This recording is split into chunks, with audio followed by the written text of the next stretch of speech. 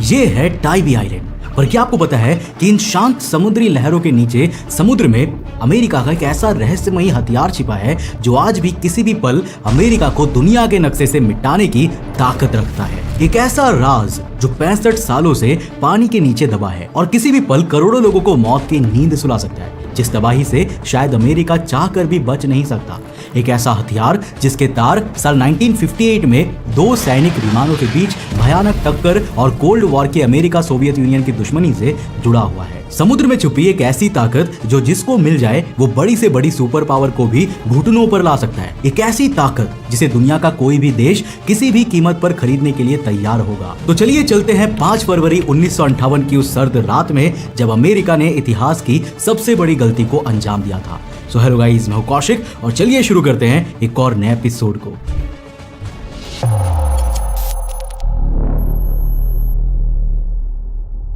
5 फरवरी 1958 उस रात अमेरिका का एक B-47 स्ट्रैटोजेट विमान समुद्र के ऊपर गश्त लगा रहा था। अब वो कोई साधारण एरोप्लेन नहीं था, इसमें था एक ऐसा हथियार जिसने अपने आप में तबाही का एक ऐसा इतिहास लिखा था। एक ऐसा हथियार जो हिरोशिमा पर गिराए गए बम से ऑलमोस्ट 200 गुना ज्यादा पावरफुल था और इस पूरे दक्षिण पूर्व अमेरिका का नक्शा बदलने की ताकत रखता था। अब इस B-47 में टोटल 3 क्रू मेंबर्स मौजूद थे।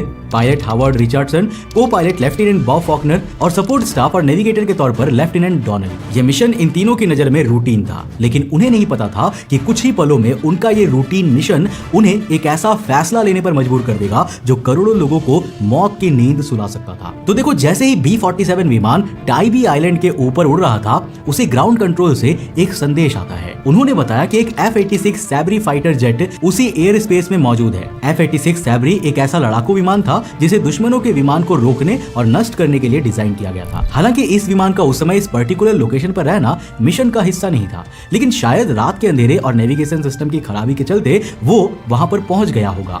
जो भी हो, उस समय ग्राउंड कंट्रोल ने दोनों प्लेन्स के पायलट्स को एक दूसरे के मूविंग डायरेक्शन एंड एल्टीट्यूड के बारे में बताया और कहा कि वो केयरफुल रहे। लेकिन इतिहास को ना शायद कुछ और ही मंजूर था, क्योंकि रात के सन्नाटे में जब B-47 और F-86 दोनों अपने अपने मिशन पर आगे बढ़ रहे थे, तब B-47 अपने भारी वजन और धीमी गति की वजह से धीरे धीरे उड़ रहा था। दूसरी तरफ F-86 सैबरी काफी तेज था, पर दोनों प्लेन्स के पायलट्स को इस अंतर का अंदाजा नहीं था और दोनों ही पायलट ये समझ ही नहीं पाए कि कब वो धीरे धीरे एक दूसरे के बेहद करीब आ गए। रात के करीब 2:30 बजे जब आसमान में घना अंधेरा छाया हुआ था, तब दोनों पायलट्स खुद को अचानक ही आमने सामने पाता है।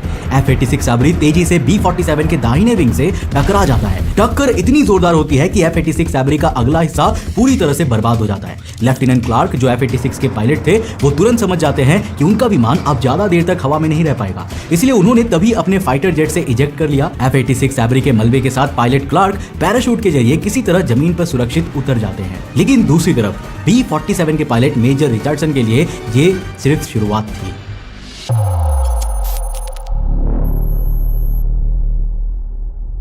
टक्कर के बाद ना B-47 को भारी नुकसान हुआ था। इसका दाहिना इंजन पूरी तरह से खराब हो चुका था और विमान हवा में जोर जोर से हिल रहा था, मानो कभी भी जमीन पर गिर सकता हो। लेकिन समस्या सिर्फ इतनी नहीं थी, क्योंकि असली समस्या थी विमान में मौजूद ये बड़ा सा मिसाइल जैसा दिखने वाला हथियार, मार्क 15। पृथ्वी के सबसे ताकतवर हथियारों में से एक मार्क 15 हाइड्रोजन बॉम्ब। पर ये इस B-47 विमान में आया कहां से? इस कहानी की शुरुआत होती है 1950s की कोल्ड वॉर के दौरान, जब हर दिन हर पल अमेरिका और सोवियत यूनियन एक दूसरे पर हमला करने की तैयारी में जुटे हुए थे। तब दुनिया के सबसे ताकतवर देशों में से एक अमेरिका ने अपने दुश्मन को हराने के लिए एक अजीब लेकिन खतरनाक योजना बनाई थी, जिस योजना के अनुसार अमेरिका के सबसे एडवांस बॉम्बर्स प्लेन्स हर वक्त परमाणु हथियारों से लैस होकर खुद अमेरिका के आसमान में गश्त करते रहते थे। इसका मकसद यह था कि अगर सोवियत यूनियन ने पहले ही कोई हमला कर दिया ना और अमेरिका डिस्ट्रॉय हो गया, तो भी अमेरिका के ये एडवांस बॉम्बर्स तुरंत जाकर सोवियत यूनियन का भी वही हाल कर देते।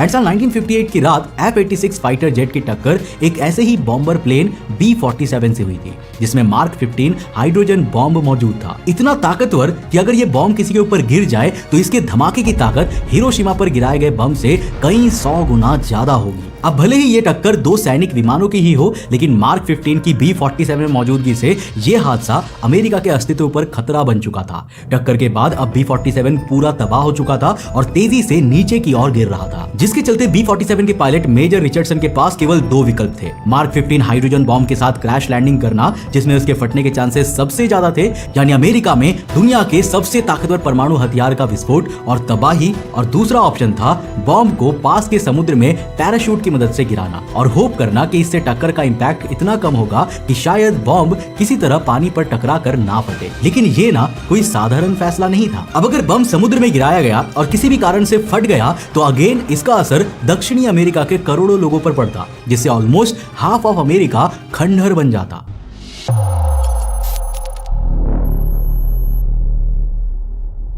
B-47 अब रिचर्डसन के नियंत्रण में नहीं था। विमान समुद्र के ऊपर हवा में डगमगा रहा था और हर गुजरते पल के साथ खतरा बढ़ता जा रहा था। अब पायलट रिचर्डसन को यह समझ में आ गया था कि उन्हें तुरंत ही फैसला लेना होगा, क्या वो बम को समुद्र में गिराएंगे या फिर अपनी जान को जोखिम में डालकर विमान को बचाने की कोशिश करेंगे। इस सवाल का जवाब ना सिर्फ उनकी टीम की जिंदगी तय करेगा, बल्कि पूरे अमेरिका के भविष्य पर असर डालेगा। अगर तुम इस बम को अभी गिरा दो तो शायद हम बच जाएंगे, लेकिन अगर ये बम फटा तो पूरी दुनिया हमें कभी माफ नहीं करेगी। मेजर रिचर्डसन के कानों में ये बात बार बार गूंज रही थी। टक्कर के बाद B-47 बुरी तरह से हिल रहा था। फाइनली पायलट रिचर्डसन ने एक पल के लिए अपनी आंखें बंद की और अपने क्रू से तेज आवाज में कहा, बम को गिराओ।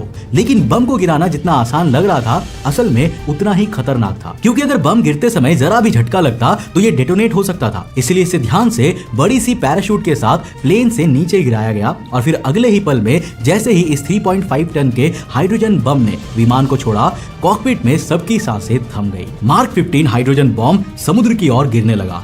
हर सेकंड ऐसा लग रहा था जैसे वो अभी फट जाएगा। क्या हो अगर पैराशूट सिस्टम फेल हो जाए? क्या हो अगर गिरते समय इसके ट्रिगर सिस्टम में हलचल हो जाए? पूरी दुनिया के चेहरे पर डर और पसीना था। बम ने आखिरकार समुद्र को छुआ और फिर कुछ नहीं हुआ। सब कुछ शांत था। वो समुद्र की गहराई में डूब गया। एक भारी सांस लेकर मेजर रिचर्डसन ने अपने क्रू को देखा। सबकी आंखों में बस एक ही सवाल था, क्या ये बम पूरी तरह सुरक्षित है?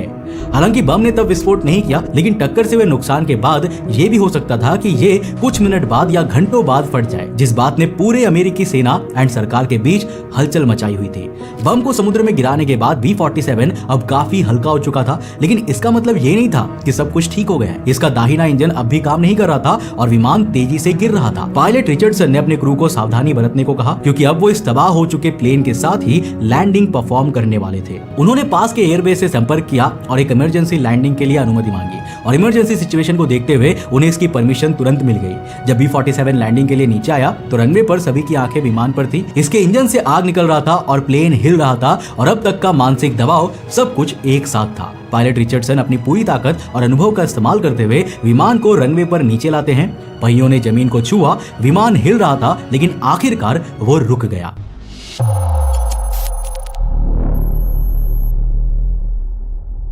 बॉम्बर द्वारा बम को समुद्र में गिराए जाने की खबर सुनते ही अमेरिकी सेना ने तुरंत एक सीक्रेट सर्च ऑपरेशन शुरू की, जिस मिशन का मकसद था मार्क 15 हाइड्रोजन बॉम्ब, जो किसी भी समय दुनिया के लिए एक बड़ा खतरा बन सकता था, उसे फटने से पहले समुद्र की गहराइयों से सुरक्षित निकालना। एक परमाणु बम जिसे समुद्र में गिरा दिया गया, क्या वो अब भी वहीं है या किसी ने उसे खोजकर इतिहास के सबसे बड़े खतरे को अपने कब्जे में ले लिया है? 5 फरवरी 1958 की वो रात जब टाइबी आइलैंड के पास मार्क 15 न्यूक्लियर बॉम्ब समुद्र में गिराया गया, वो अमेरिका के इतिहास का एक ऐसा चैप्टर बन गया जो आज भी रहस्य और डर से भरा हुआ है। सर्च ऑपरेशन के दौरान इसे ढूंढने के लिए सैकड़ों गोताखोर और पनडुब्बियां टाइबी आइलैंड के पास समुद्र में तैनात की गई। सोनार तकनीक का इस्तेमाल कर पानी के नीचे बम को खोजने की कोशिश की गई। हर पॉसिबल लोकेशन को जांचा गया, हर गहराई को खंगाला गया कि कहीं बम समुद्र के तल की रेत और मलबे में दब ना गया हो। घंटे दिनों में बदल गए, दिन हफ्तों में बदल गए, लेकिन बम का कोई भी नामो निशान नहीं मिला। पर क्यों?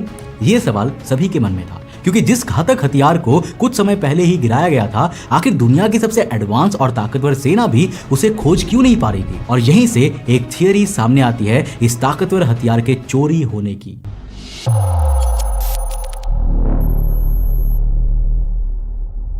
तो कोल्ड वॉर के दौरान सोवियत यूनियन और अमेरिका के बीच जासूसी और हथियारों की होड़ अपने चरम पर थी और ऐसे कई डॉक्यूमेंट्स मिले हैं जो ये दावा करते हैं कि इस दौरान सोवियत यूनियन की कई पनडुब्बियां हमेशा अमेरिका के करीबी समुद्र में रहा करती थी, जिससे एक स्पेक्यूलेशन ये भी लगाई जाती है कि शायद जब साल 1958 में ये क्रैश हुआ और इस बम को पानी में गिराया गया तब टाइबी आइलैंड के पास यूएसएसआर की एक पनडुब्बी मौजूद थी। अगर ऐसा था तो इसकी काफी ज्यादा पॉसिबिलिटीज है कि इतने भारी बम के पानी की सतह पर टकराने और डूबते समय हुए इंपैक्ट को इजीली यूएसएसआर की एडवांस सबमरीन ने डिटेक्ट कर लिया होगा, जिस कंडीशन में उनके लिए इस बम को ढूंढना और उसे समुद्र से चुराकर वापस सोवियत यूनियन तकनीकी एडवांसमेंट के लिए लेकर जाना संभव था। अब इस बात पर सवाल इसलिए भी उठते हैं क्योंकि इस घटना के बाद यूएसएसआर में हाइड्रोजन बम और दूसरे बड़े ताकतवर बमों के टेस्ट और भी ज्यादा बढ़ गए थे। अब अगर ये सच है तो सोवियत यूनियन ने न केवल एक घातक हथियार को चुराया बल्कि अमेरिका की सुरक्षा को भी खतरे में डाल दिया। पर सच तो यह है कि यह दावा कभी भी साबित नहीं हो सका, यानी हम गारंटी से नहीं कह सकते कि इस बम को सोवियत यूनियन द्वारा चुराया ही गया हो। पर फैक्ट्स पर आए तो ये बम आज भी टाइबी आइलैंड के समुद्र की गहराइयों में कहीं मौजूद है। अब सोच कर देखिए, अगर ये बम किसी दिन अचानक से फट जाए तो क्या होगा, क्योंकि मार्क 15 अगर भविष्य में किसी भी कारण से डेटोनेट हो गया ना तो इसका रिजल्ट ऐसा होगा कि दुनिया इसे कभी भूल ही नहीं पाएगी।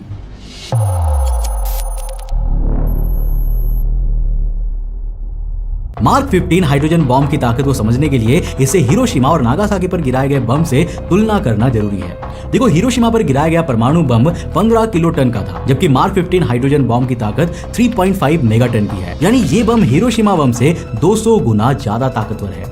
जिसको देखते हुए अगर ये बम समुद्र के नीचे किसी भी तरह एक्टिव हो गया तो इस विस्फोट की ताकत समुद्र के पानी को सैकड़ों मीटर ऊंचाई तक उछाल देगी, जिससे समुद्र में एक विशालकाय सुनामी बनेगी जिसकी लहरें कई 100 मीटर से लेकर किलोमीटर तक ऊंची हो सकती है। जो सुनामी अमेरिका के साथ साथ दुनिया के और भी कई हिस्सों में भारी तबाही मचाएगी जो करोड़ों लोगों की जान ले सकती है। इस विस्फोट का असर टाइबी आइलैंड के आसपास के बड़े समुद्री रीजन में होगा, जहां भारी मात्रा में पानी में रेडियो एक्टिव प्लूटोनियम और यूरेनियम के कण फैल जाएंगे। इन शॉर्ट कहा जाए तो यहाँ समुद्र का एक बड़ा हिस्सा लाइफ के लिए जहरीला बन जाएगा। बट ये सब तो रहा इसके डेंजर की बात कि अगर समुद्र में छुपी ये बम फट जाए तो क्या होगा। लेकिन क्या आपने कभी ये सोचा है कि अगर समुद्र में छिपा ये बम किसी के हाथ लग गया तब क्या होगा?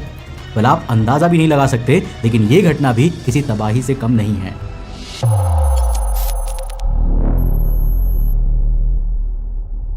अगर ये बम किसी व्यक्ति, ग्रुप या देश के हाथ लग गया तो ये पूरी दुनिया को ब्लैकमेल करने का सबसे बड़ा हथियार बन सकता है। जरा इमेजिन करके देखो, एक वीडियो जो इस बम के साथ पूरे इंटरनेट पर वायरल हो रही हो और उसमें कोई कह रहा हो कि मैं इस बम को एक्टिवेट कर दूंगा। सिर्फ इस एक बात से कोई भी सुपर पावर डर के इस इंसान या ग्रुप की सारी बातें मानकर उसके सामने झुकने को तैयार हो जाएगा। अब सोच कर देखिए कि ये बम कितनी ज्यादा पावर को होल्ड करता है, और सिर्फ पावर ही नहीं बल्कि ये किसी इंसान को इतना अमीर भी बना सकता है कि दुनिया के सबसे अमीर इंसान भी शर्मा जाए, क्योंकि इस एक बम की कीमत ब्लैक मार्केट में अरबों डॉलर्स की होगी, जिसे कोई भी आतंकी ग्रुप या फिर देश किसी भी कीमत पर खरीदने को तैयार होंगे। खुद अमेरिका अपने ही बम के लिए कोई भी कीमत देने को तैयार हो जाएगी। तो दोस्तों, आपको क्या लगता है, क्या वो बम आज भी टाइबी आइलैंड के पास ही समुद्र में कहीं छुपा हुआ है या फिर उसे यूएसएसआर ने अभी तक चुरा लिया है?